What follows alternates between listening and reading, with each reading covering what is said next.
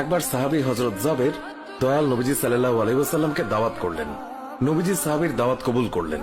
হযরত জাবের খুশিতে আত্মহারা হয়ে বাড়িতে চলে গেলেন। বাড়িতে গিয়ে স্ত্রীকে খোঁজ খবরটা দিলেন আর মেহমানদারির জন্য প্রস্তুতি নিতে লাগলেন। বড় ছেলে আব্দুল্লাহকে নিয়ে খাসি জবাই করে অন্য কাজে যখন হযরত জাবের ঘর থেকে বাইরে গেলেন, ইতিমধ্যেই হযরত জাবেরের ছোট ছেলে ঘুম থেকে উঠে খাসি তালাশ করতে লাগলো। বড় ভাই তাকে জানায় খাসিটিকে জবাই করা হয়েছে। ছোট ভাই বায়না ধরল, খাসি কিভাবে জবাই করে আমাকে তা দেখাও। অগত্যা বড় ভাই ছুরি হাতে করে ঘরের পেছনে গিয়ে বলল, এখানে জবাই করা হয়েছে। ছোট ভাই জানতে চাইল কিভাবে। বর্ণনা করে বোঝাতে না পেরে অবশেষে বড় ভাই বলল, তাহলে তুমি মাটিতে শুয়ে পড়ো, আমি তোমাকে দেখাই। ছোট ভাই মাটিতে শোয়ার পর বড় ভাই তার গলায় ছুরি চালিয়ে জবাই করার নমুনা দেখাতে গিয়ে ছোট ভাইকে সত্যি সত্যি জবাই করে ফেলল। বড় ভাই যখন দেখলো ছোট ভাইয়ের গলা থেকে রক্ত গড়িয়ে পড়ছে, সে ছটফট করতে করতে একসময় নিস্তেজ হয়ে গেছে। তখন বুঝলো ব্যাপারটি কি ঘটেছে। আতঙ্কিত হয়ে সে নিকটবর্তী খেজুর গাছের চূড়ায় উঠে আত্মগোপন করে রইল। এদিকে হযরত জাবের পুত্রদের খোঁজে বাড়ির পেছনে এসে ছোট ছেলের অবস্থা দেখে থমকে গেলেন। অতঃপর তাকে বুকে করে স্ত্রীর কাছে গিয়ে বললেন, তাড়াতাড়ি একটি কম্বল নিয়ে এসো, বাচ্চাটিকে শুইয়ে দিই।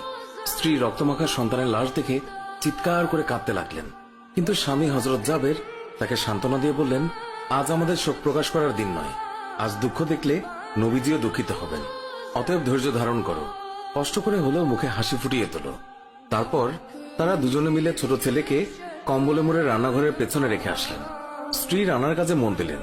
হযরত জাবের বের হলেন বড় পুত্র আব্দুল্লাহর খোঁজে। বাড়ির পেছনে গিয়ে ছেলের নাম ধরে জোরে ডাক দিলেন। গাছের উপর আত্মগোপন করে বড় ছেলে সব ঘটনা প্রত্যক্ষ করছিল আর ভয়ে কাঁপছিল। পিতার ডাক শুনে ভাবল, এখন পালাতে না পারলে আব্বার হাতে ধরা পড়তে হবে। ধরা পড়লে আর রক্ষা থাকবে না। পালানোর উদ্দেশ্যে গাছ থেকে লাফিয়ে পড়ে আঘাতপ্রাপ্ত হয়ে সেও মৃত্যুর কোলে ঢলে পড়ল। পিতা কাছে গিয়ে দেখেন আব্দুল্লাহর দেহে প্রাণের স্পন্দন নেই। বড় ছেলেকে কোলে তুলে তিনি বাড়ির ভেতরে আসলেন। স্ত্রীকে বললেন আরেকটি কম্বল নিয়ে আসার জন্য। বড় ছেলের এই অবস্থা দেখে দরদিমা পুনরায় আর্তনাদ করে উঠলেন। স্বামী তাকে পুনরায় সান্ত্বনা দিয়ে বললেন, ধৈর্য ধরো, আজ আমাদের দুঃখ প্রকাশের দিন নয়, আজ আমাদের পরম আনন্দের দিন। দয়াল নবীজি অল্প কিছুক্ষণের মধ্যেই আমাদের ঘরে তাশরিফ রাখবেন। তারপর দুজনে মিলে বড় ছেলের লাশও কম্বলে মুড়ে ছোট ছেলের লাশের পাশে রাখলেন। স্বামী স্ত্রী তাদের চোখের পানি মুছে মুখে হাসি ফুটিয়ে তুললেন।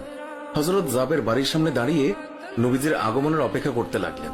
অল্পক্ষণ দয়াল নবীজি অল্প কিছুক্ষণের মধ্যেই আমাদের ঘরে তাশরিফ রাখবেন। তারপর দুজনে মিলে বড় ছেলের লাশও কম্বলে মুড়ে ছোট ছেলের লাশের পাশে রাখলেন। স্বামী স্ত্রী তাদের চোখের পানি মুছে মুখে হাসি ফুটিয়ে তুললেন। হযরত